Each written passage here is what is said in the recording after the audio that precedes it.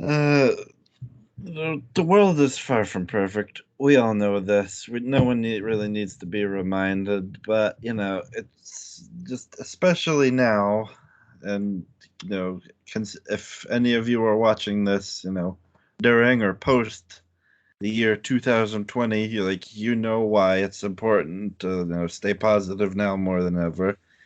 And like I said, the world it's far from ideal, but it's just as important to remember all the good stuff. And yeah, and something I've learned both, back in my younger days when I first discovered video games, and now especially with social media and social platforms making keeping in touch online better than ever, is that video games and the communities surrounding them just have a particular pull that can only be described by people who have been affected by the positive effects of video games. And today a friend of mine is going to tell such a story. So I'm joined once again by one of my regular co-hosts, Ben the Destroyer. And Ben, in your own words,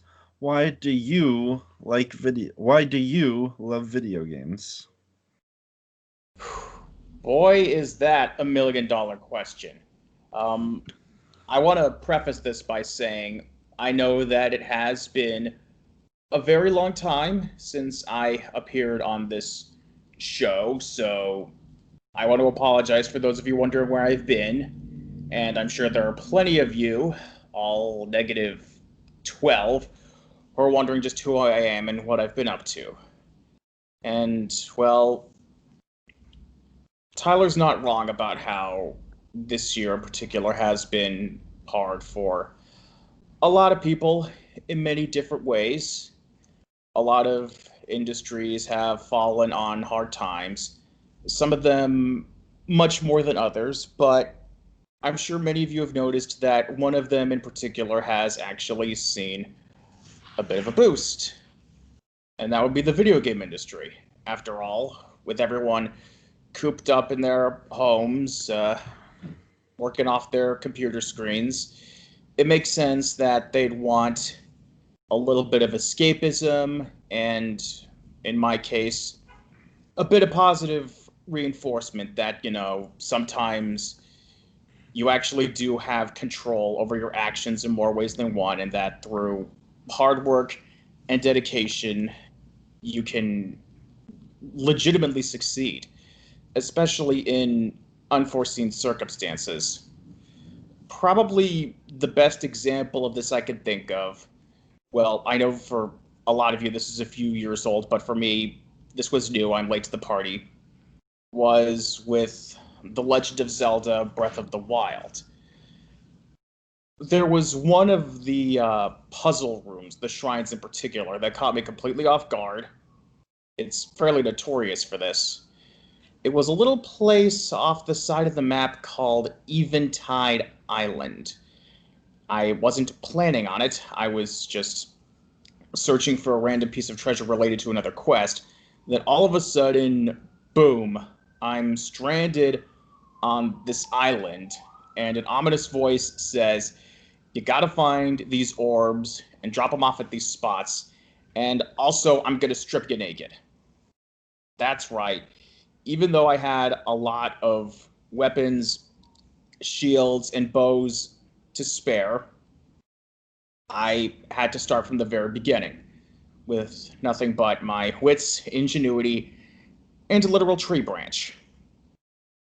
It did sound overwhelming, but I was able to scrape by, uh, infiltrated a few camps, managed to surprise some of the bokoblins, and around the halfway point, things just sort of clicked, if you will, where I realized all this time it was training me.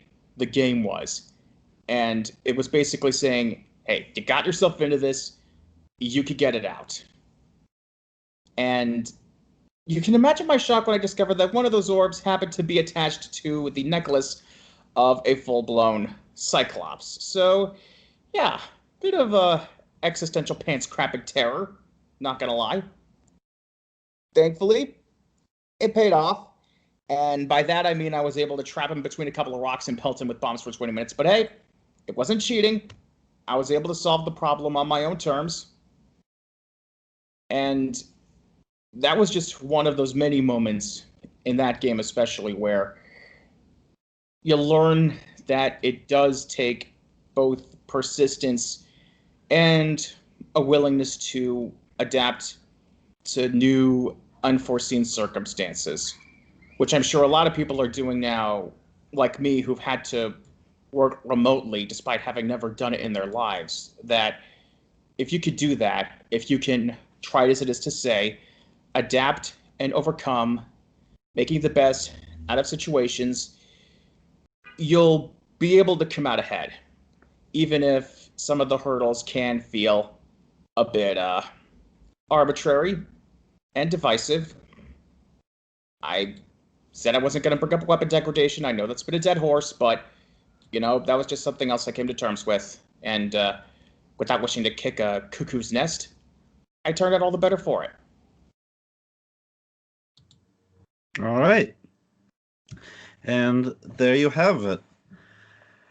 And if anyone listening to this right now has any sort of, uplifting stories that you feel someone needs to hear, or you just want to say just because you're really proud of it, or it's, it holds a special place in your heart, feel free to post it in the comments. And, if you liked this and would like to see more stuff like this in the future, like, rate, comment, subscribe, and all that. If you have a spare dollar, go to patreon.com/thepumpkincoptercast and you can see the type of stuff on there. And yeah, I've been Tyler. And I've been Ben the Destroyer. Or I guess in case the uplifter. Yeah. And this has been another installment of Why We Love Video Games. And we will see you next time. Take care, everyone. Be safe.